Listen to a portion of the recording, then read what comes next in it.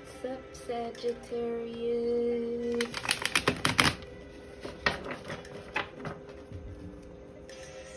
This reading is for Sagittarius, Sun, Moon, and Rising for the week of August 17th.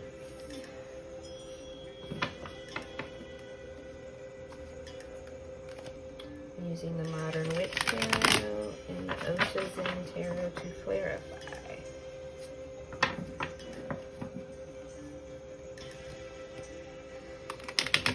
So how's it going for everybody? School starting back up or whatever is happening? Don't know anymore.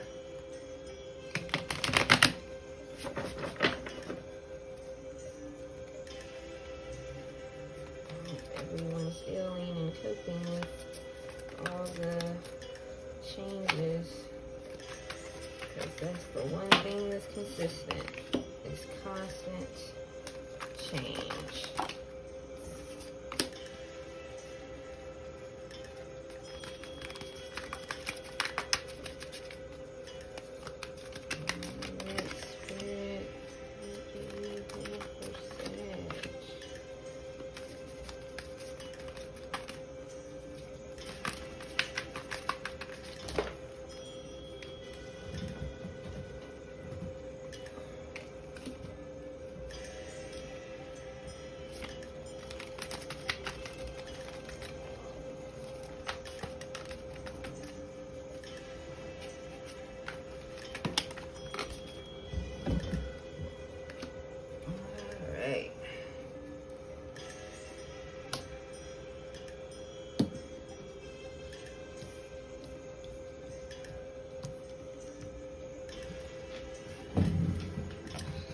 So Sag, it looks like your theme song this week is that song from the 80s, I Can't Get No Satisfaction.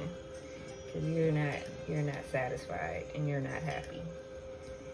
And you're, you might have your stank face on this week, like, you know.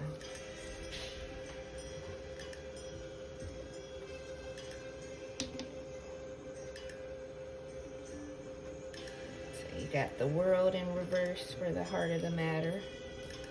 Got the Ace of Wands in reverse for your subconscious.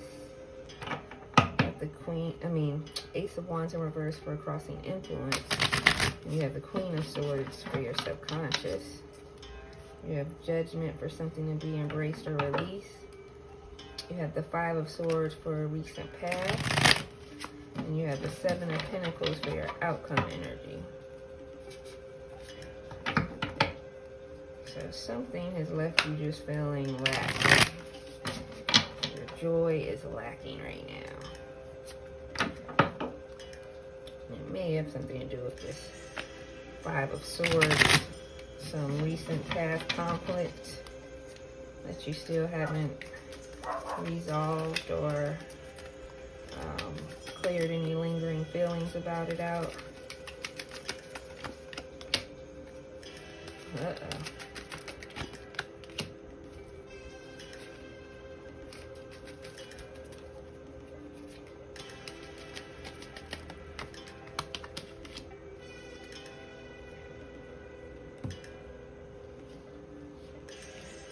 Okay.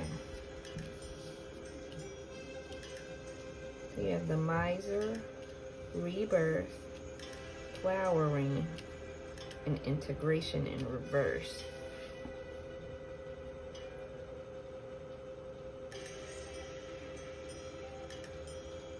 So for some reason, there's been a feeling of selfishness or hoarding, a feeling that someone might be trying to take from you, so you have to hold on with all your might. And this might actually be okay, Spirit. So this might actually be you holding on to your freedom and your will to do what you want, and someone's trying to squash that a little bit and trying to kind of put a leash on you and tell you where they want you and when they want you there. And I don't know if this is a relationship or, you know, maybe a supervisor or, you know, maybe you are feeling the restrictions of the pandemic restrictions, and you're starting to get antsy about having to, you know, these restrictions as far as PPE and where you can go and when you can go there. I don't know, but whatever the case, you're feeling restricted and you don't like it, and you're rebelling, and you're trying to find a way to get your balance back because you're out of balance. And Spirit is saying that these two cards right here are trying to tell you the only way out is in. So what you need to start doing is taking time to meditate. And instead of focusing so much on the actual reality that you are witnessing around you, start creating a better reality in your mind so that you can at least feel that comfort and stability that you feel may be lacking right now, or that freedom and joy that you feel might be lacking right now.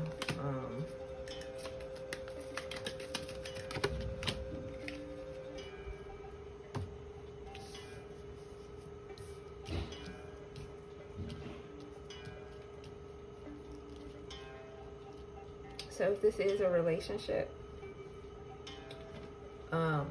you or the other person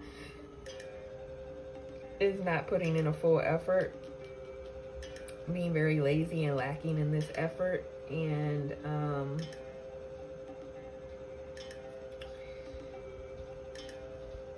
that's why there's all this fighting and disharmony.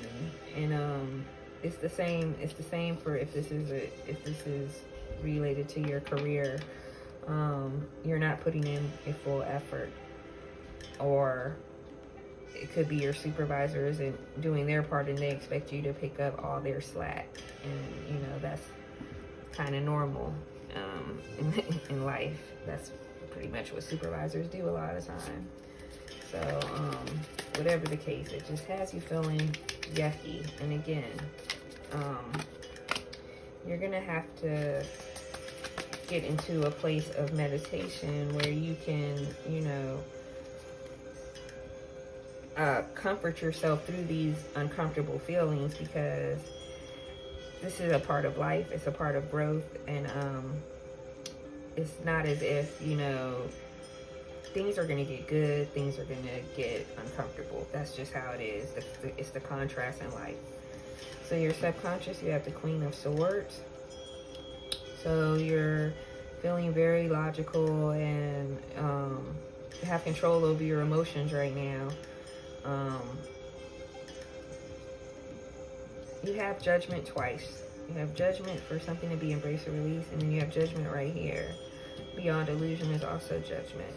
You have a lot of major arcana energy going on in your reading, so that's why I'm telling you, you need to start meditating a lot so that you can ride this wave of spiritual growth and transformation. I don't know if you're feeling guilty about something, as far as if you are feeling guilty about anything, then you're feeling guilty about not feeling.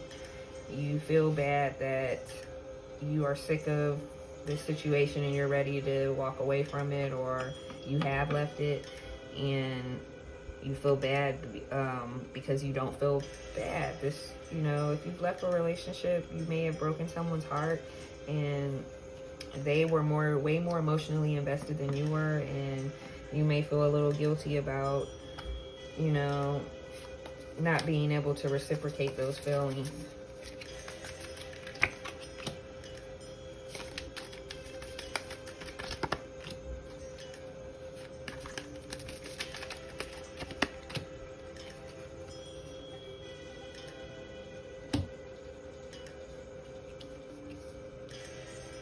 Okay, so this right here represents the Emperor. And you have the Dream. This represents a false idea of what love should be, like a romantic fairy tale.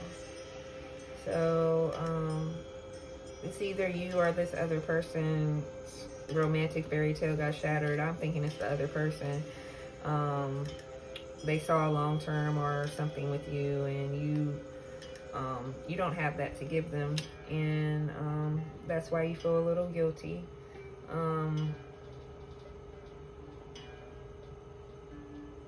You're so used to like going with the flow and this relaxed vibe, and this person is trying to cage you, and you're not going for it. And the rebel, you're rebelling. But it has you just feeling so out of sorts, because you really don't want to hurt this person, but at the same time, you are coming to the conclusion that y'all are seeking two different things from this, and that you can't continue to be a part of it. You know, you've lost interest in it. It's not bearing the fruit that you wanted it to, or you just changed your mind, and that happens, you know. So it did cause conflict, because someone is not happy about your decision to change directions. But that's you, and you're the creator of your reality, and that's what you're doing. You're creating, and you're deciding what you want. Stay in meditation to make sure that you really get to your intuition and what it is you really do want. And you're ready for more adventures, and you don't see it happening with the current situation, so that's why you have left it. Or that's why you are dissatisfied with it, and there's this conflict.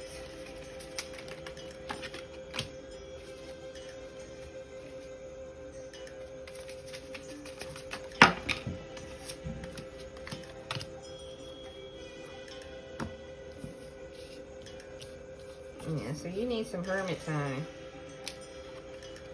so that you can get your mind together. And then after that, you will be open to your spiritual guide, your intuition, to lead you into more adventures, friendliness, new people, just, you know, what you like, going with the flow, and you know, living your best life, Sag. So don't feel too guilty. As long as you are honest with the person, don't feel too guilty if you weren't able to fulfill their expectations of you. And even if you know, were honest that, you know, you said something at the beginning of the relationship and then things changed, that doesn't make you a dishonest person. Things change. Like I said, that's the one constant, is change. So if you feelings or, you know, plans changed, and somebody's feelings may have got hurt in the process, that's part of their spiritual growth and their growth path. As long as you are not malicious with your intent to hurt someone or be dishonest with them, then there's no need to feel guilty. Like, you can empathize with somebody, and that's fine. But don't beat yourself up, because it's nothing you can do about your mind and your feelings changing, you know. And you can't force yourself to stay in a situation just to keep someone else happy, because it doesn't work that way. So